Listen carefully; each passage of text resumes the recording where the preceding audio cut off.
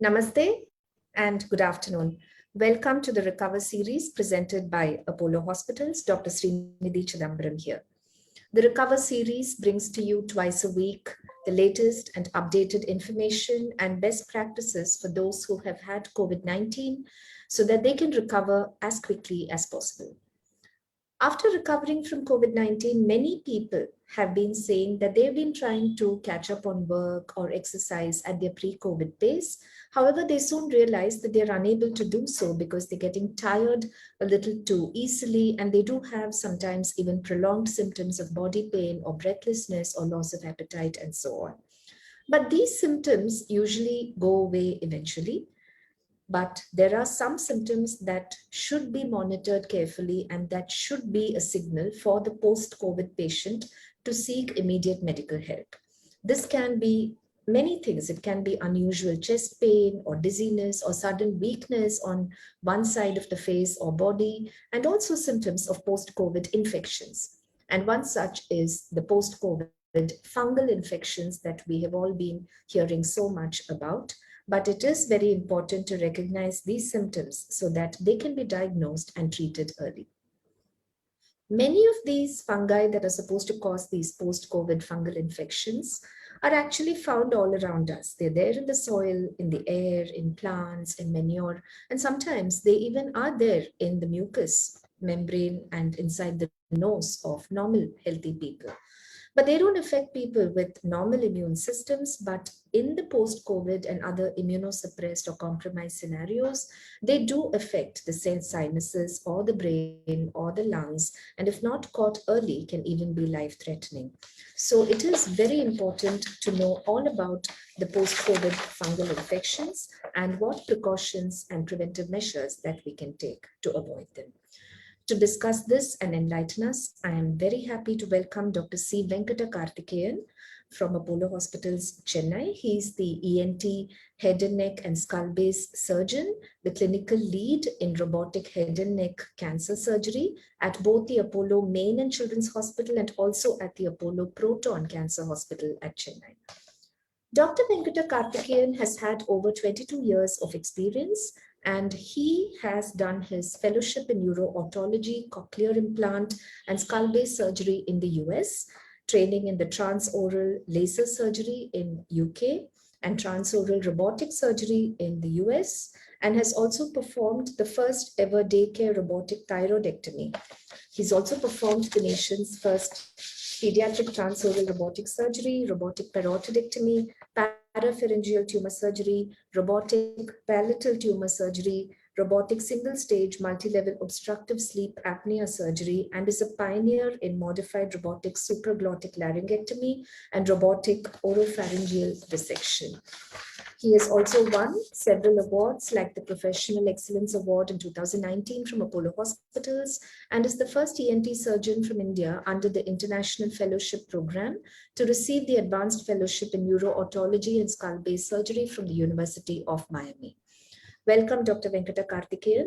I'm very happy to have you here to talk to us about the post-COVID secondary infections and fungal infections. I'm so glad that you have taken time out from your busy schedule to be here with us.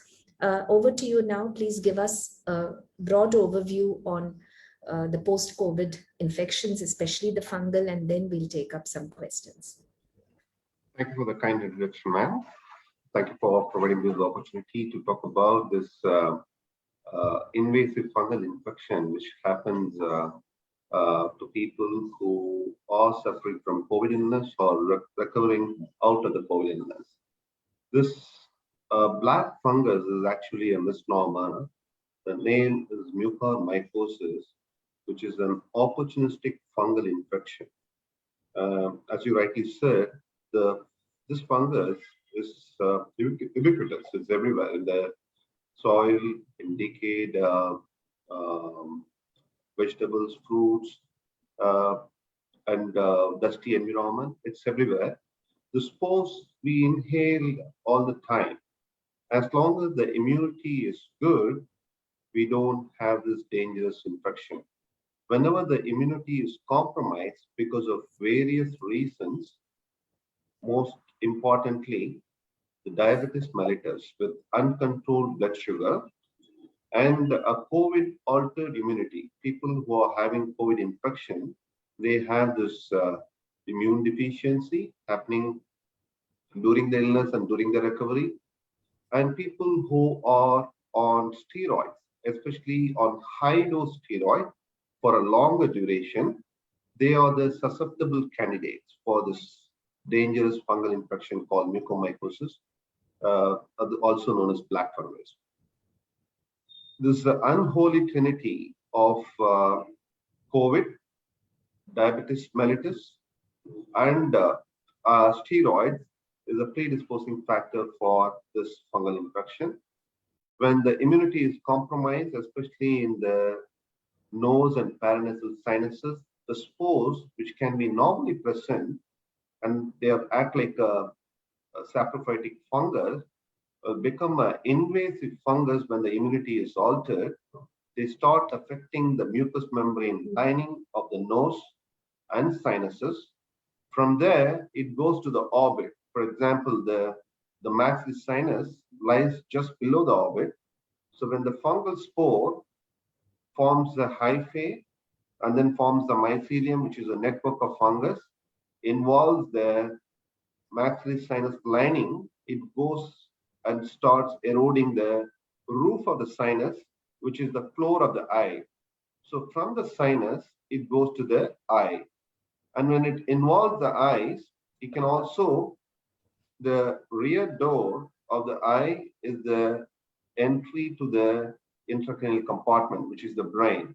So the infection from the eye, it goes to the brain and then can cause intracranial complications. So when it involves the nose and sinuses, we can have symptoms like nasal discharge, nasal blockage or nose block. The most common symptom could be unilateral facial discomfort or a facial fullness and numbness, paresthesia, which means altered sensation in the skin of the sinus. And we can have eye signs like red eyes, edema of the eyes, edema of the lid or swelling of the lids, reduced eye movement, and in the progressive illness, you can have loss of vision. And next stage would be the intracranial involvement. When it involves the brain, they have altered consciousness, convulsions, coma, and death. So it's a progressive stage, right from the nose and sinus involvement to the eye involvement and to the brain involvement, and finally death. So this is kind of invasive, and this is dangerous because it ultimately, if we don't treat it, if we don't identify it earlier, it results in death.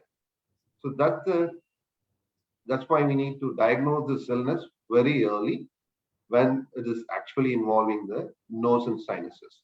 It can also involve as we said, the floor of the maxillary sinus, which is a roomy cavity between the eye and the mouth.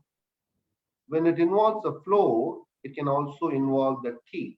So the teeth may get loosened. You can have what you call nodules or inflammatory nodules along the gums. And when it progresses, it can form an ulcer in the palate. To start with, it can be a reddish area. Over a period of time, it can form a black eschar, which can result in a kind of a perforation, also palatal perforation in the later stages. The black fungus is termed, the color is black because it has affinity for the blood vessels.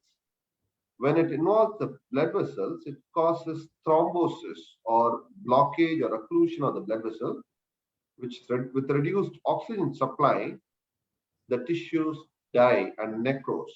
And the necrosed tissue appears black. That's why we call it as a black fungus. So when it causes when it happens like a blackish or either in the mouth or inside the nose, we know that it's a mucormycosis, especially in a patient who is recovering from COVID, who has uncontrolled blood sugar, or with whose intake of high dose of steroid for a longer duration. So when the first early diagnosis would be to take the ENT examination, which is very, very important. Examination by an ENT specialist, looking for this early signs and sending the appropriate tissue for, we can either take a nasal swab, a scrap of the nasal tissue, symptom tissue, or a biopsy to send it for fungal smear of a pathology. And also we have to check the other parameters like the blood sugar levels. And most important is the imaging, where we do a CT scan or an MRI to know the extent of the disease. The treatment aspect, once we diagnose it, is threefold. One is the control of blood sugar, and second will be the antifungal therapy, because early institution of antifungal therapy is the key element in the treatment of the successful outcome of these patients. We have to start amphotericin as early as possible. And the third most important thing is early surgical debridement. That means early surgery to remove the affected tissues. If you do all this, and the survival of these patients is much better, because in advanced disease, the chance of mortality or death is between 50 to 80%. So the early we diagnose, early we treat, using this approach can save many lives. So, doctor, when would a person who has recovered from COVID expect to develop these symptoms? Like, how long should they be very watchful about it? This can be a concurrent illness during the active COVID infection or during the recovery. When we say recovery, it's usually within 4 to 6 weeks. And what we, in our experience, what we generally see is the second to third week where they present with eye symptoms. So I think we'll be proactive in diagnosing problems at even at 10 to 14 days of illness. That would be the ideal window to diagnose and treat them early, rather than seeing them at 4 weeks with an advanced disease. Can it come even after, like, say, 2 months or 3 months, or is it like, or does it depend on somebody's sugar control? Correct. What is the, I mean, they have to be watchful and keep their sugars under control always, especially during this. Exactly. I think it can happen anytime for anybody, because not only in this COVID pandemic, we are seeing this mucormycosis, we are seeing for mucormycosis otherwise also. Yes. In patients with uncontrolled diabetes, patients who are receiving cancer chemotherapy, patients who are transplant recipients, patients on high dose steroid for any indications, prolonged antibiotics or broad spectrum antibiotics. All these patients, the immunity gets altered. They're always at a risk of mucormycosis. But in a COVID patients, when they recover 4 to 6 weeks, if the sugars are under control, and it's a kind of a preventive measure against this mucormycosis. So we need to check the sugar, make sure that it's under control. And especially hemoglobin A1C levels, which indicates the overall sugar control, is very, very important. People with high hemoglobin A1C are more prone for this infection. So optimum control over a period of time is very, very important in the prevention of the mucormycosis. So is it just the mucormycosis? Because we have been hearing about other fungal infections as well, which the media has termed in different colors, but could be like aspergillus or could be candida. Do they also affect the head and neck, or do they affect other parts of the body? Correct. This aspergillosis is usually can affect the lungs and also the upper airways, nose and sinuses. But they can, under the yeast, can affect the oral cavity, oropharynx, back of the throat, and the female urogenital area. Okay. So when they happen in immunocompromised, immunocompetent individuals, they don't manifest like the way we are seeing the mucormycosis. They are kind of can be controlled and cured with medications.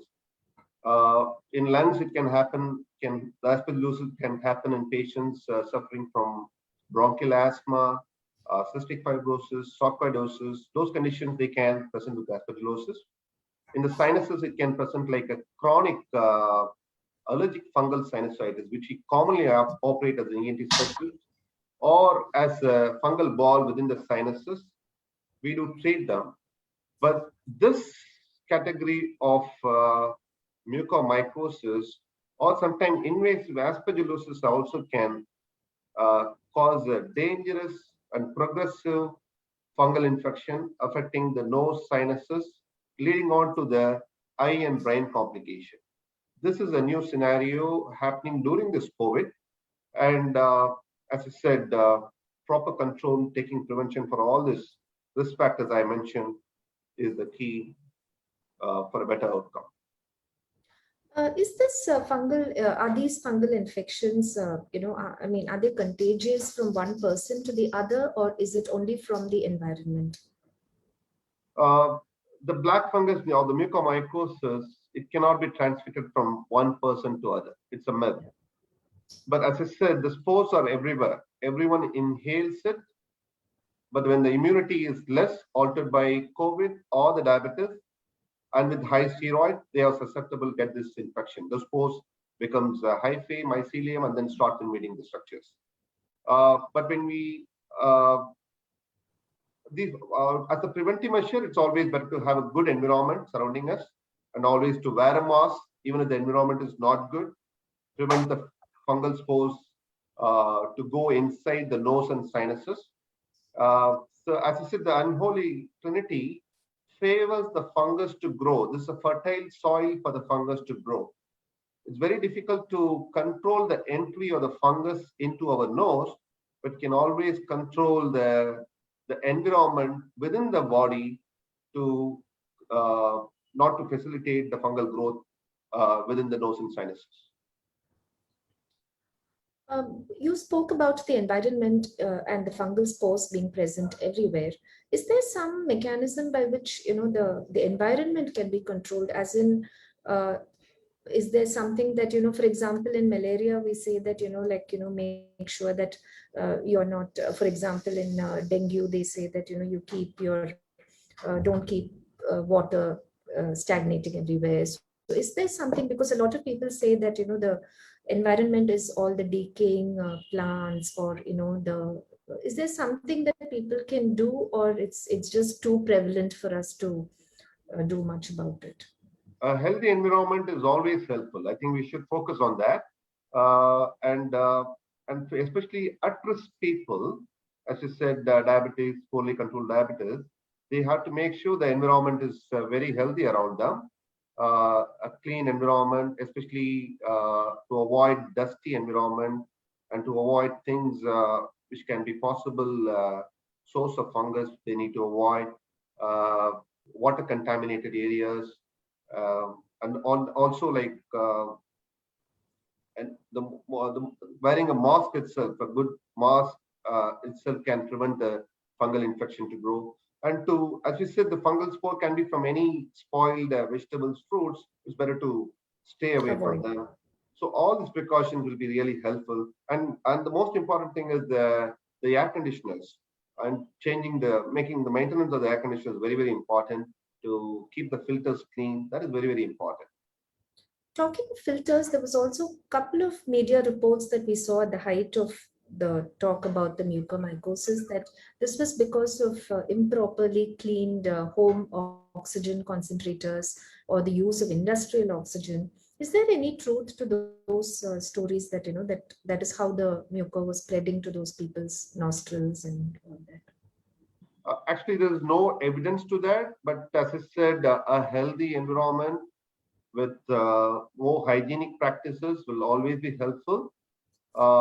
To have a clean oxygen concentrator, to frequently change water and more in a hygienic way is always helpful, though there is no scientific evidence for that. And people talk about the fungal spores not thriving in the water medium, but leaving aside that, to follow the strict healthy hygienic practices is always an important measure to control this fungal infection.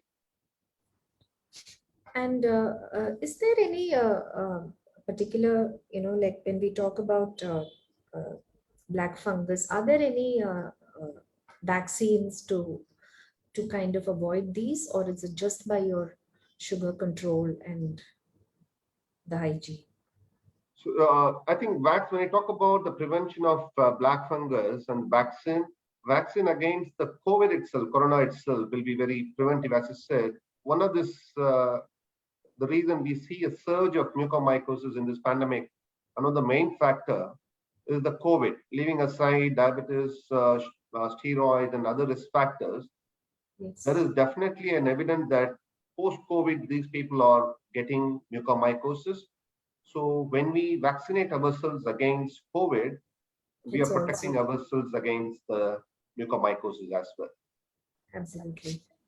There was also quite a lot of interest earlier because we get a lot of these trending topics coming on social media. People read it on WhatsApp.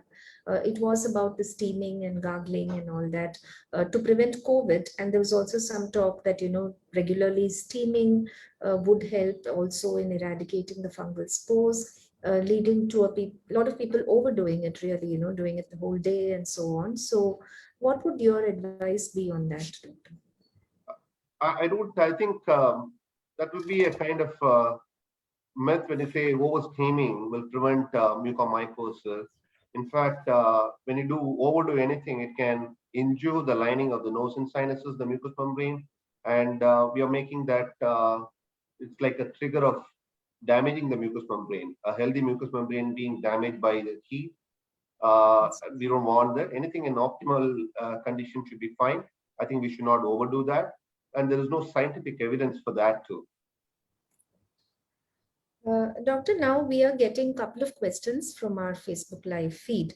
So I'd like to read them out to you one by one, and I request you to please give your answer.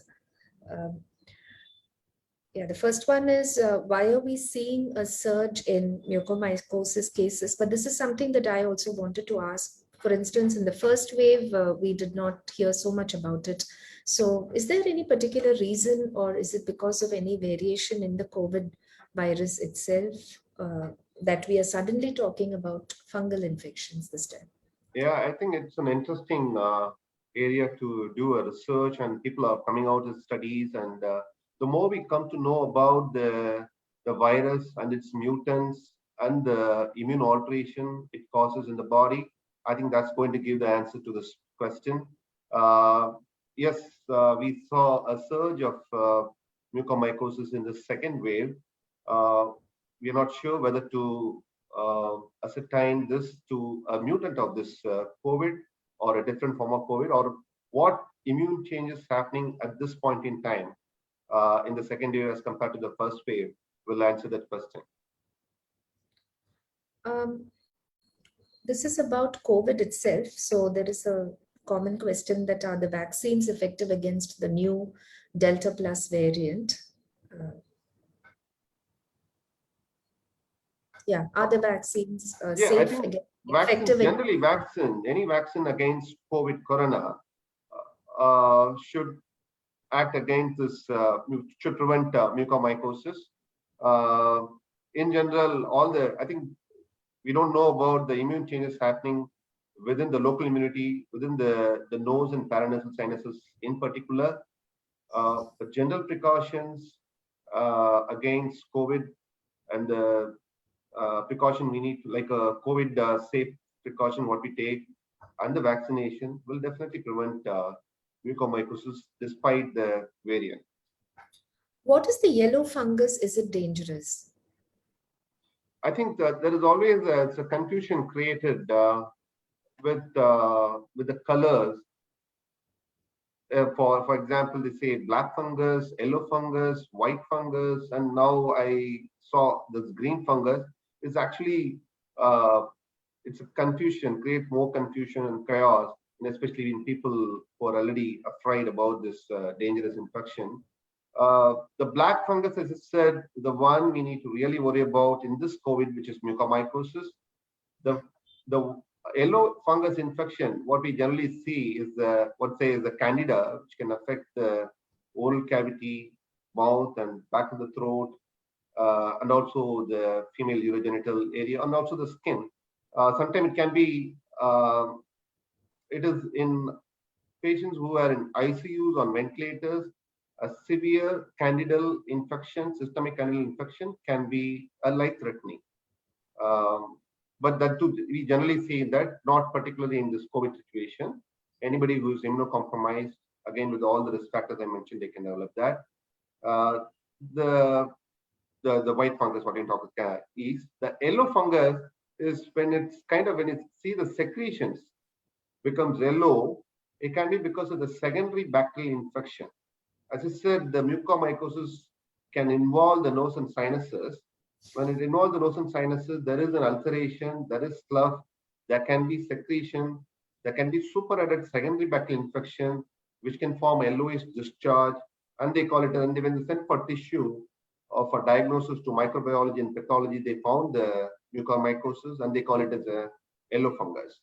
And it depends on this color, what they see at the time of surgery, they call that fungus. But to avoid all the confusion, we have to consider invasive fungal infection as a category and not focusing on the color. My nephew, aged 42, diabetic, is undergoing treatment for mucormycosis of the brain since May 17th. What are the chances of his recovery? Okay. Much about the case intracranial infection, it goes to the brain. It is it's a very guarded prognosis, which means it's very, very life-threatening. So you have to depend on, because we can't, as I said, in the treatment approach, we can control the sugar, we can give amphotericin, and in this case, we cannot debride all the fungal tissue because it is involving the brain. We cannot remove the part of the brain which is involved also, and with attendant complications associated with such a morbid surgery. So we have to depend on, the recovery depends on the response to the amphotericin. We need to hope for a better recovery. We do hope that he recovers well. Can the face masks harbor the black fungus? This is another question which people also ask, because sometimes people exercise with their masks and there's a lot of dampness. Can that be a breeding ground for the fungus? So that, I think, is the reason for this question also, about face masks harboring the fungus. There is no evidence to that, scientific evidence to that. But so maintaining and following a hygienic way in all the things we do in our life will be very helpful. I think we should not use the mask for a prolonged period. If it is dirty, we should change it. We should follow the common logical way of dealing with the mask and other methods. I have recovered from COVID on April 19th, and now I'm seeing some round blood-colored marks inside the mouth. Is it mucormycosis? No, you need to see an ENT specialist to know exactly what is happening there. You need to contact a doctor. It's when I say black in the palate or the mouth, you see an ulceration or with surrounding kind of normal area, and the ulceration can lead to a perforation also. Small black papules and black discoloration can also occur in normal situations. So you need to consult the doctor for your. This seems to be more like a blood-colored mark, so possibly something like an ulcer. So not black. Oh, okay. Okay, then definitely you need to see a doctor as early as possible to make sure it's not black. Yes. I recovered from COVID last week, and now I have both eyes are paining. Is it an early symptom of black fungus? The eye symptoms, so we need to be very careful. If you don't have any other explanation for that eye discomfort, definitely you should seek advice from a specialist. Yes. After COVID, my platelets have reduced to 1.17 as against the minimum of 1.59 to 4 lakhs. Is this condition normal? I think we need to check with your physician or a hematologist to make sure that the other blood parameters are also fine. Is there a progressive reduction in the blood cell count? So you need to consult your physician regarding this. I think in all these things, I think the wisest thing would be that, they have a physician who's been treating them, and I think they should keep in regular touch with them, and even the slightest doubts, I'm sure, can be clarified, and better they check out, better be safe than sorry, I think, in most of these instances. I have recovered from COVID on 17th May. I was treated with a high dose of steroid. My sugar level is also a little on the higher side. It is almost 45 days since my recovery. So I want to know if I'm still susceptible to the black fungus. Yeah, considering the risk factors I mentioned, we need to take precautions. The signs, early signs, what I described, if you have any nasal discomfort, nose block, or a blood stain discharge, or a facial fullness on one side, numbness on one side, or any eye signs like lid swelling, redness, reduction in eye movement, or any teeth symptoms or a discomfort in the teeth, one side of the palate, definitely you need to seek medical advice from a specialist. This is just a general question. After how many days can a corona recovered person have the first dose of vaccine? I think you should consult your, again, a physician or infectious diseases who have treated you during the COVID time, because they know the blood test and the report and the general outcome, other associated problems. So definitely you need to seek this treatment of the treated who are the specialists who treated you. So that brings us to the end of the questions, Doctor. Thank you so much for being here and patiently answering all the questions, especially about the post-COVID fungal infections. It was extremely illuminating, and I think it's very important that you have conveyed this message that people should be very, very alert, especially if they have these risk factors of steroid use and uncontrolled sugar levels. I think this is very important, and I'm so glad that you were able to share all this information and knowledge with them. Viewers, I hope you also found the session informative, and please do ask questions if you have any clarifications on our FB page, or you can also post your messages on the inbox. Please also subscribe to our YouTube channel to get the latest updates and information. And the next session will be in the coming Tuesday, which will be 5th July at the same time. And we're going to talk some more about the healthy diet post-COVID-19 infection. And this is going to be discussed by Dr. Kajal Pandya from Apollo Hospitals, Delhi. Till then, take care, be safe, and don't forget SMS, which is the sanitizing, the social distancing, and wearing the mask. Now, with most of the country being opened up, this is the time to be more and more careful and alert. And also don't forget the 5 W's of COVID-19. Follow all the precautions. What are the precautions? We know already, which is the COVID appropriate behavior, when, every time, where, everywhere, and who should follow it? Everyone, and why? Definitely to curb and make sure that you don't get COVID-19.